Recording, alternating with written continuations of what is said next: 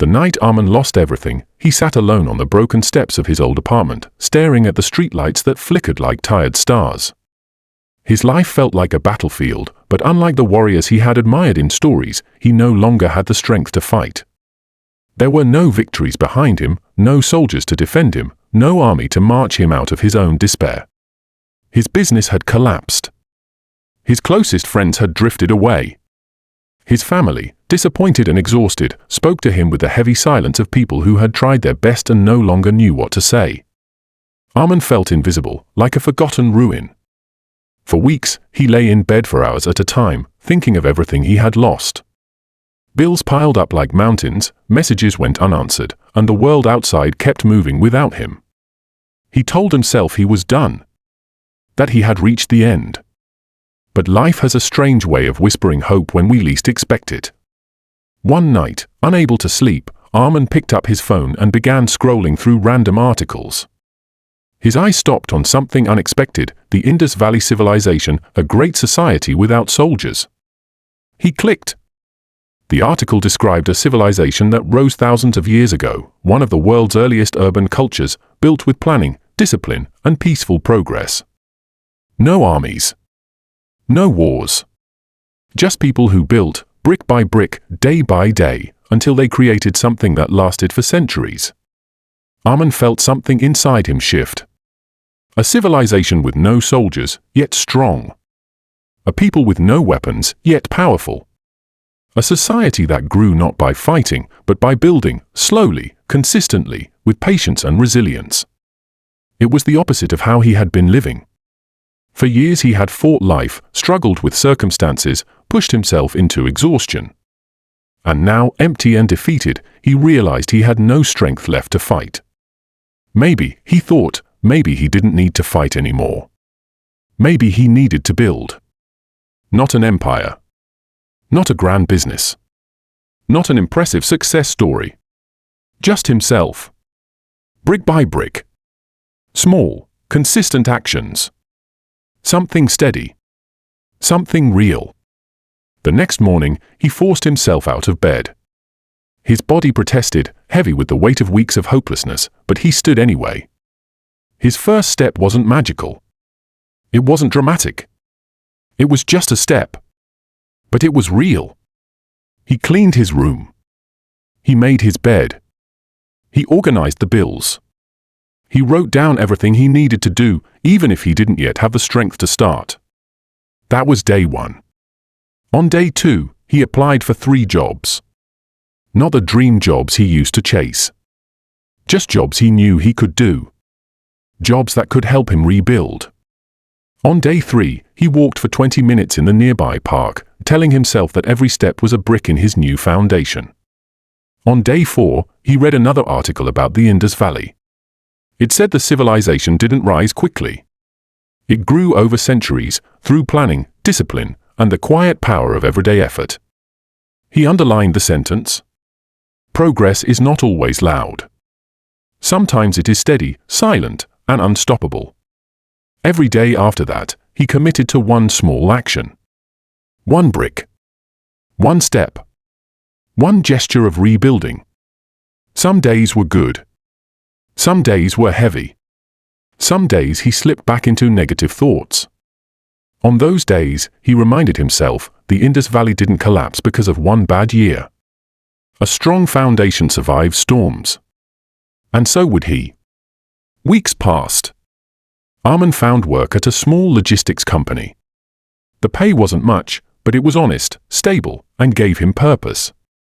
He bought a notebook and began tracking his progress, not the big achievements, but the tiny ones. I woke up early today. I saved 300 taka. I learned a new skill. I didn't give up today.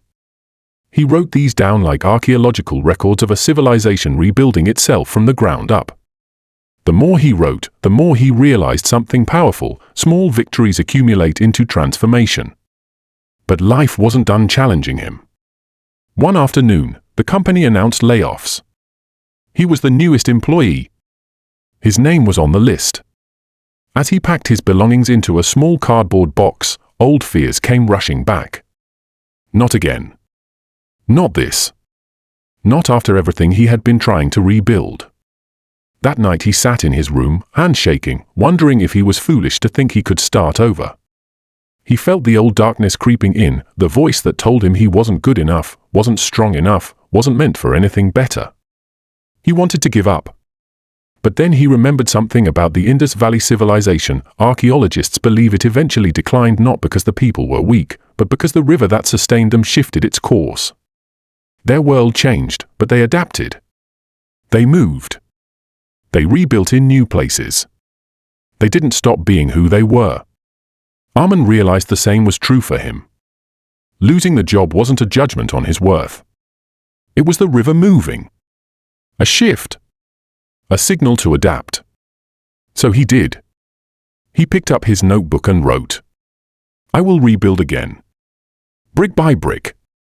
The next day, instead of sleeping in, he got up early and opened a free online course in supply chain operations. He studied for hours. He watched tutorials. He practiced. He kept going. 10 days later, he earned a certification. 20 days later, he got a call from a higher-paying company impressed by his quick learning. 30 days later, he had a stable income again, better than before. But more important than the job was the transformation inside him. Arman was no longer the man who collapsed under pressure. He was no longer the man who defined himself by failure. He was no longer the man who fought life blindly. He had become someone else, someone steady, patient, intentional. He had become a builder, a creator, a civilization within himself, rising from ruins without soldiers, without weapons, without force, only discipline, quiet effort, and everyday victories. Months passed, and Arman's life began to look entirely different. His relationships improved because he approached them with clarity instead of desperation.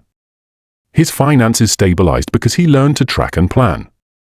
His mental strength grew because he understood that resilience is built, not inherited.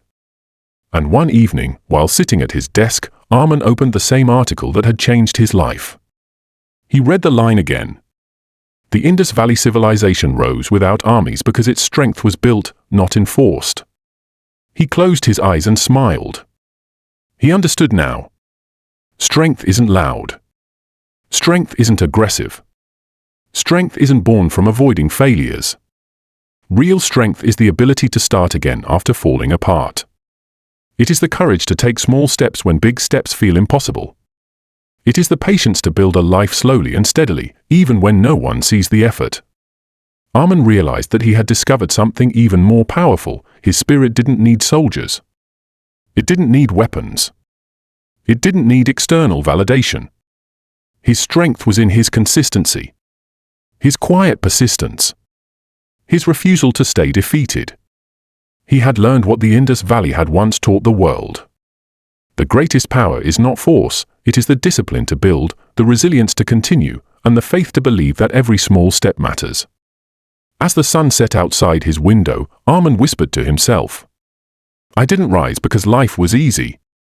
I rose because I kept going when it was not." And this is the message his journey leaves behind. No matter how deep your rock bottom feels, you are not broken, you are being rebuilt.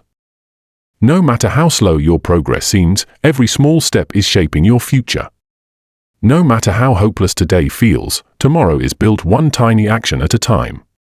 Like the Indus Valley, you do not need soldiers to be strong. You need consistency. You need courage. You need patience. Keep going. Your rise is already underway, brick by brick, day by day, silently, steadily, powerfully.